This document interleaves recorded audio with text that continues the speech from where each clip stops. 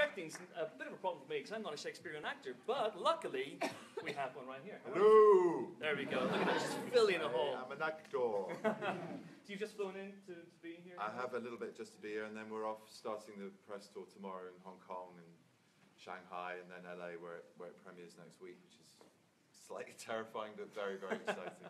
Has it been a long road for you for this movie? Yeah, it kind of has. I mean, I think it was talked about a very long time ago, and then there was some oscillating with my availability and other people in the picture, and then I came back in, and I'm very glad it worked out.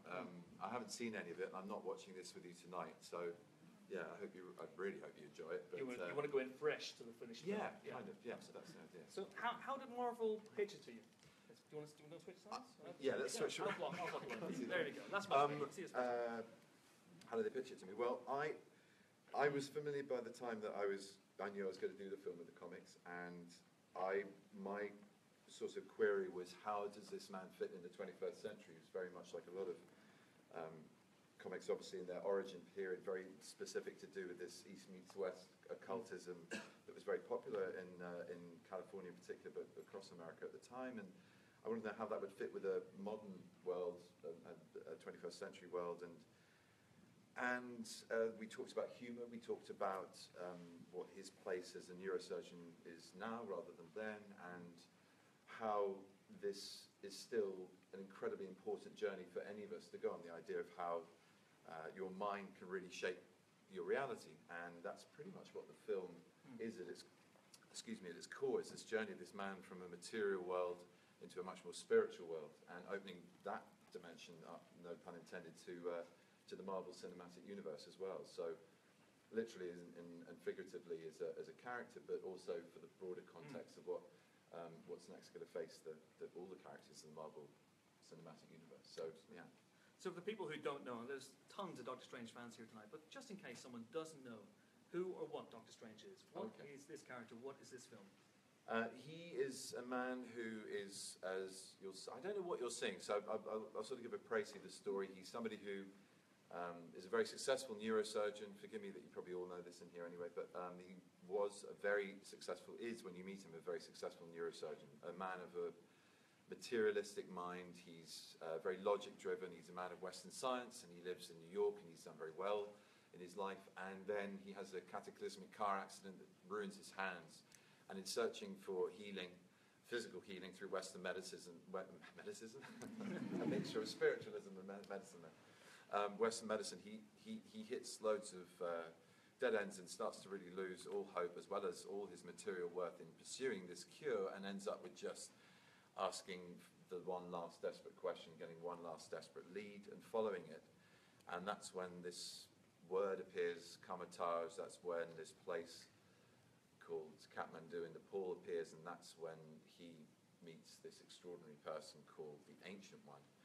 And then he realizes what really needs healing and what his real ability is beyond being a doctor of the kind of causal reality that we know as our world. And that's when crazy shit starts to happen. And if any of you have taken mushrooms, I really pity you, because you'll be using your popcorn for something else very shortly. But he goes on quite a ride, as hopefully the audience will with him.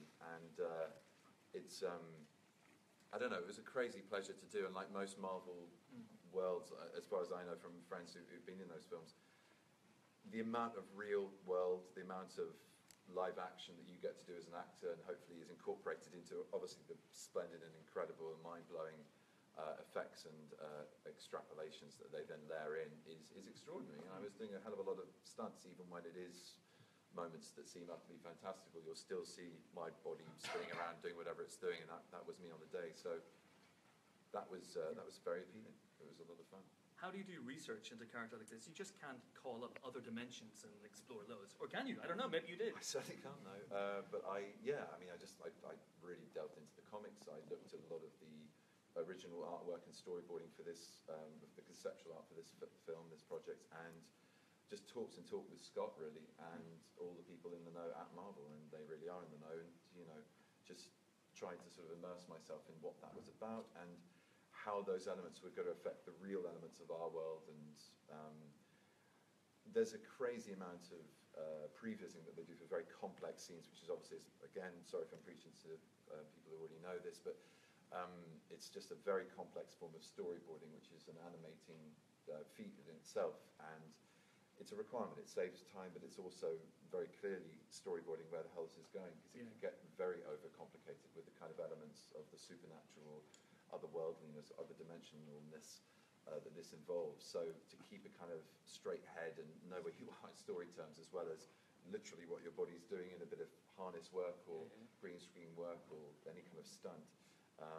So there was that kind of research, but mainly the material, the original comics.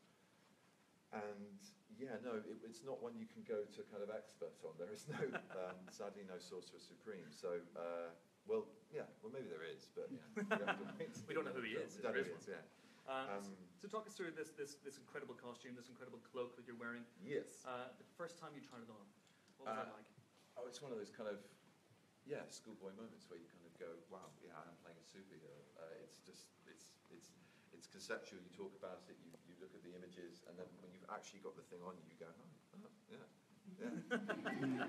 I'm wearing a cape, and then someone says, no, you're not. You're wearing a cloak, and then you're right. It's the cloak of levitation. It's not a cape, but still, it is that feeling of fancy dress and Halloween. It's funny and fun. And there was one moment in Manhattan running around in the rain, which spawned a million memes and gifs.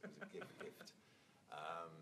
And yet, even so, when I was doing it, when I was running around and just pretending to leap into the air, you're doing that on Fifth Avenue with the Empire State Building in your eyeline. It's surreal. It is. Yeah. It is like being a kid again. And at heart, I guess that's mainly what we do as actors, isn't it? We play however serious the games get. We're still trying to play and have fun. And there was a lot of fun to be had on this film. Amazing. Well, we've got to let you run off, but do you have anything to say to the assembled crowd? Just enjoy it. I really hope you enjoy it, and thank you very much for coming tonight, and I look forward to you seeing the full film in a couple of weeks' time. Lots of love. Take care. Fantastic. Benedict Cumberbatch!